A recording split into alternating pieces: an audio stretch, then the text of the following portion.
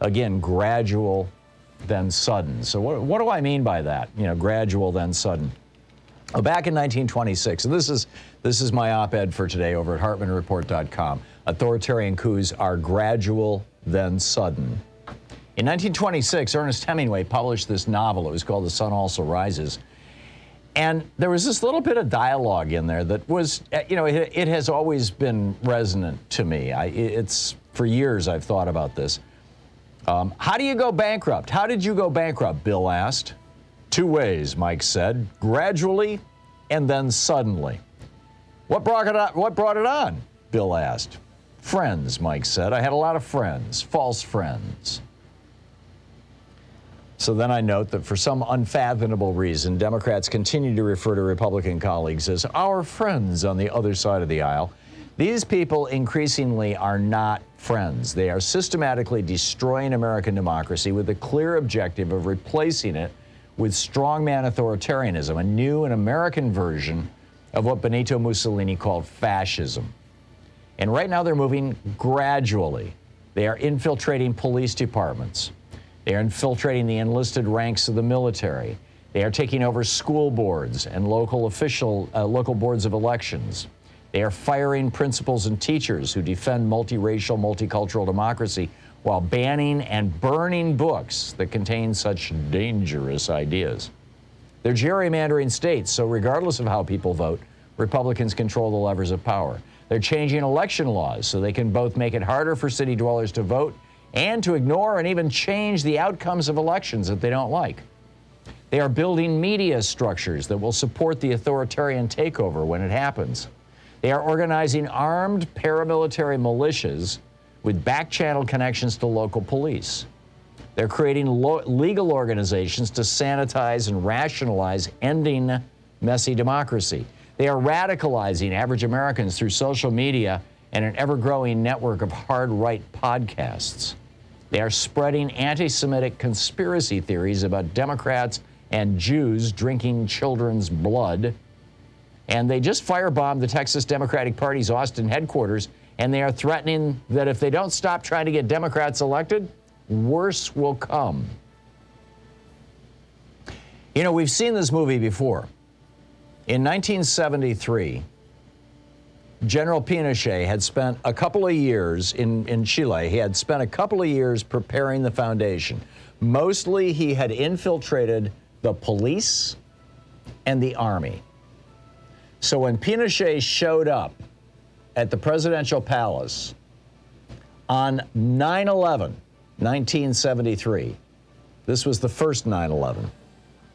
On 9/11, 1973, a government that had been run democratically since 1923 fell in a matter of hours because the police who defended the Capitol building in Chile were on Pinochet's side. They refused to defend President Salvador Allende. Allende and about 30 people in the presidential palace who were his friends and colleagues held out for 3 hours. And then he went on the radio and made an address to the nation saying, basically, this is it. The coup has happened. And then he shot himself in the head. And that was the end of the Allende presidency. Gradually, then suddenly. When Chileans poured into the streets, Pinochet swept them up and held them in a national stadium where tens of thousands were tortured, murdered, or simply disappeared. His democratic opposition just melted. They lost all their power. They vanished underground. It would be 17 years before democracy, or even anything resembling democracy, came back to Chile. A process, by the way, that's still pulling itself together. If Mike Pence had gone along with Trump's plan to imitate the election of 1876 and install the guy who lost the popular and the electoral vote as president, as happened back in 1876 when Sam Tilden, the Democrat, won the electoral vote, won the popular vote, and yet nonetheless the House of Representatives put Rutherford B. Hayes, the Republican, in charge as president. If Mike Pence had done that, America would be a very, very different country today. Gradually, then suddenly. Trump had previously proclaimed his desire to change the nation's libel and slander laws so he could sue or put in jail his opposition.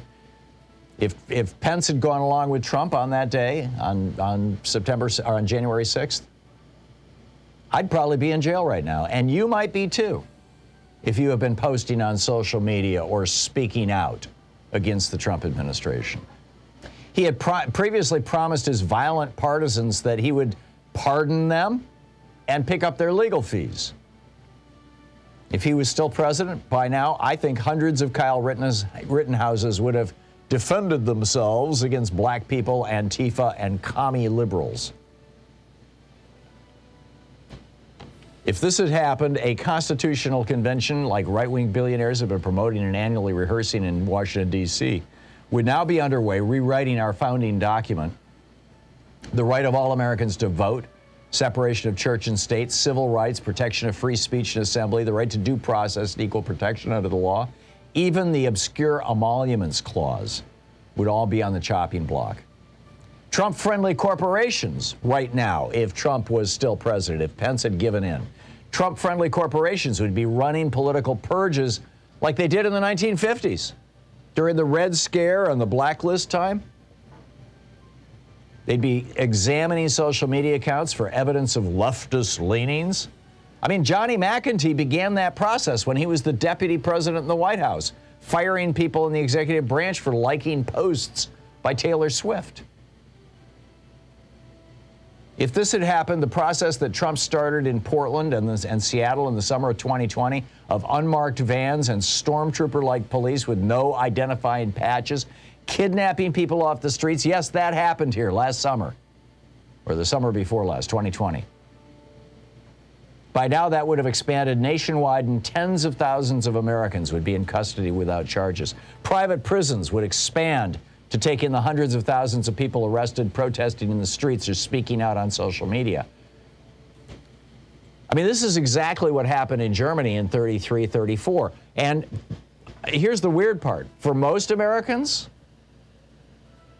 for the majority of Americans who are not political, who don't speak out about politics, who just do their jobs every day and listen to music when they drive home, for them, life would go on like normal. This is how fascist coups happen. Once the sudden part happens, then everything just becomes normal for people who, you know, this is how it happened in Chile and Russia and Hungary. Oh yeah, life is still fine. I still have my job. A handful of high-profile progressive politicians would have been assassinated or survived assassination attempts. The police and the FBI, however, would have been as clueless about them, about who the killers were, as they were about the fact that 10,000 people were massing to seize the U.S. Capitol on January 6th and assassinate the Vice President and the Speaker of the House. The Democratic Party by now would have been labeled the aggressors and subversives by right-wing media, and its ranks would have melted away as quickly as the pro-union parties did in Italy and Germany in the 30s, and Allende's socialists in Chile did in 1973. Abortion would be criminalized, then birth control, then women in business and politics would find themselves under constant attack in the media and the workplace. White male dominance would be back where it was in 1972, when women couldn't legally get an abortion and they had to have their husband's signature to get a credit card. Newsrooms across the country would by now be purged of liberals and running editorials in support of the new patriotism proclaimed by the GOP. You know, half the newspapers in America right now are owned by right-wing hedge funds. And they'd be snapping up the rest of the nation's media like Viktor Orban's oligarch buddies did in Hungary. Every time these kind of coups happen in every country, the nation's people are initially shocked and surprised. We had no idea it had gone this far. And then it happened. And that, by the way, that's how it happened with the American Revolutionary War and the Civil War. Gradually, then suddenly. Trump's supporters are openly calling for the end of democracy, for book burnings and public executions of Democratic politicians. Kevin McCarthy won't even punish Paul Gosar for fantasizing about the murder of Alexandria Ocasio-Cortez. The multimillionaire former head of the Carlyle Group, Glenn Youngkin, won an election in Virginia as governor with no platform whatsoever other than lying that white kids were being taught in Virginia schools to be ashamed of the color of their skin. It was a naked, racist lie. And the media didn't even call him out about it. And Biden thinks he can cut deals with these people. He thinks he can work his way through it. I'm sorry, he's got to go full Franklin Roosevelt and essentially declare war on them. Franklin Roosevelt said, they hate me, and I welcome their hatred. This is getting worse and worse, gradually, and I'm telling you, in 2020, November, December, January of 2022 and 2024, it's going to get sudden, and we need to get ready.